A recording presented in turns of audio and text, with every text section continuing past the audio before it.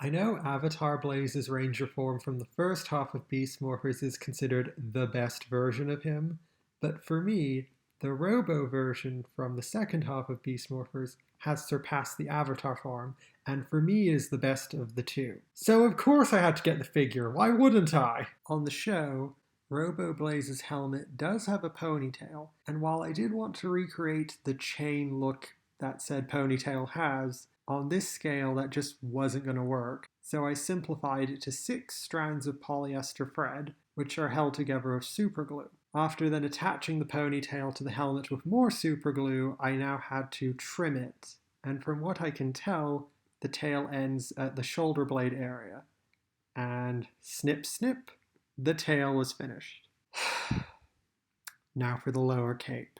Now, the lower cape has 3 pleats around the permanent cushion area. The cape on the toy is 5 centimeters wide at the bottom, but at the top it needs to be 3.2 centimeters. And the problem is, whenever I would try and pleat up the top section to now be 3.2 centimeters, it would bulge out ridiculously. It looked terrible. So I shrunk it down to 4.1 centimeters, meaning each individual pleat is 3 millimeters wide, and the prototype proves that that was okay. No extra bulging. But at 3 millimeters wide, was it even worth it? I mean, it's a lot of work for next to nothing. I mean, I could just ignore the pleats and it wouldn't really be noticeable. I mean, it's on the back, no one's going to see it. It would definitely save on fabric. So now that the pleating and hemming were done, it was time for the really scary part. Removing the cape Hasbro provided. Some of which was kept so the new fabric would have something to attach to. The lower cape was applied with a combination of fabric and superglue. Now for the main attraction, the upper cape.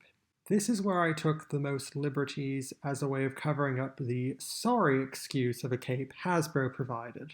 It's a chunk of plastic, for sake! The shape of the cape was inspired by this one seen on Game of Thrones. And after mapping out where the silver and amber part should go, it was time to start sewing. My first 2 attempts didn't work out as the fabric I was using was elasticated and clashed with the non-elasticated thread I was using. And uniquely to the second attempt, it just was protruding in a way due to how I sewed the 2 bits of fabric together. So I dyed some scrap cotton, the same kind I used for the lower cape, and attached the amber pattern to the black part with a combination of a running stitch and invisible hem stitch. With that done, it was now time for the rest of the cape. First of all, I embroidered some silver on. Then I applied the grey back of the cape, because for those of you who haven't noticed, the back of the cape on the costume on the show is grey. Now this was my favourite part of the project, as it was the only time I could use my sewing machine. Amazing! Now for the fluffy bit at the bottom of the cape, I wasn't really sure what it was. I think it's fake fur, but I've spent enough money on this as is. And I noticed the linen I own, when frayed, looks like the fluffy bit at the bottom of Robo Blaze's cape, so that's what I used. And one invisible ladder stitch later, the cape was finished. It was then attached to the figure with a combination of fabric and superglue. And the project was complete, and I'm so glad I did this.